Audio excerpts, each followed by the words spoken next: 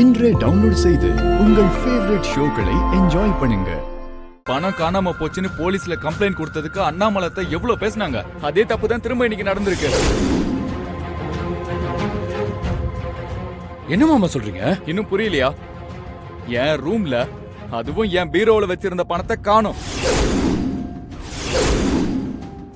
என்னது? பணத்தை காணோமா? ஆமா, இப்பதான் நான் அங்க எண்ணி வச்சேன். போன் பேசிட்டு திரும்ப போய் பாக்குறேன், வச்ச இடத்துல பணத்தை காணோம். யாரோ என் ரூமுக்குள்ள வந்து பணத்தை திருடி இருக்காங்க. மாமா, நம்ம வீட்டுக்கு வந்து யார் திருட போறாங்க? வெளியில இருந்து யாரும் வந்து திருடி இருக்க மாட்டாங்க மச்சான். ஆனா வீட்டுல இருக்கிறவங்க யாராவது திருடி இருக்கலாம்ல. இருக்காது மாப்ள, நம்ம வீட்டுல இருக்கிற யாரோ பணத்துக்காக அப்படி பண்ண மாட்டாங்க. அவசரப்பட்டு யாரையும் சந்தேகப்படாதீங்க. யாரும் பண்ணலனா அங்க வச்சிருந்த பணம் எங்க? இப்படிதான் அன்னைக்கு நகையும் பணமும் காணாம போச்சு. அதே மாதிரி இன்னைக்கும் பணம் காணாம போயிருக்கு. இப்படி ஒவ்வொரு நாளா பணம் காணாம போகுதுன்னா அதுக்கு காரணம் யாரு? யார் எடுத்தாங்க, என்ன பண்ண போறோன்னு சொல்லுங்க. அதை கண்டுபிடிக்கணும்ல. ஓ, அன்னைக்கு வெண்ணிலா தான் திருடிட்டான்னு ஃபேக்கா கம்ப்ளைண்ட் கொடுத்தீங்க. இப்போ இன்னைக்கும் அவ தான் திருடிட்டான்னு சொல்றீங்களா? நான் யாரையும் பர்டிகுலரா சொல்ல, ஆனா வீட்ல இருக்கிறவங்க யாரோ தான் திருடி இருக்காங்கன்னு சொல்றேன்.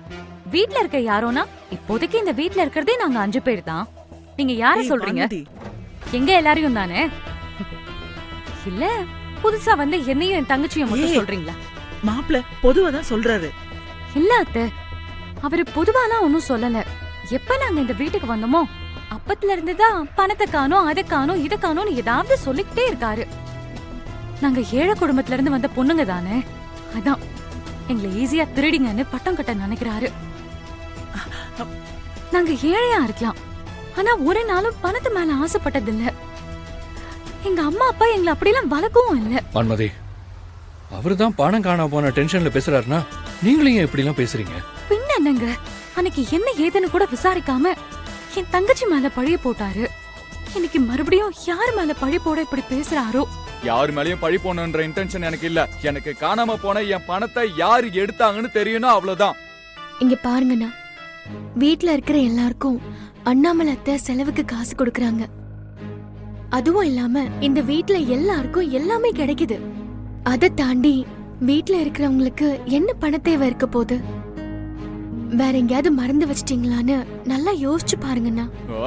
நான் எதையும் மறக்கல, எனக்கு நல்ல ஞாபகம் இருக்கு. நான் பணத்தெல்லாம் எண்ணி என் பீரோல தான் அதை வச்சேன். சரி, இப்ப என்னதான் பண்ணலாம்னு சொல்றீங்க? வீட்ல இருக்க எல்லா ரூமையும் நான் செக் பண்ணோம். எல்லார் பேக்கையும் நான் செக் பண்ணோம். என்ன இவரு இப்படி சொல்றாரு? அப்படி செக் பண்ணா நம்ம மாட்டிப்போமே.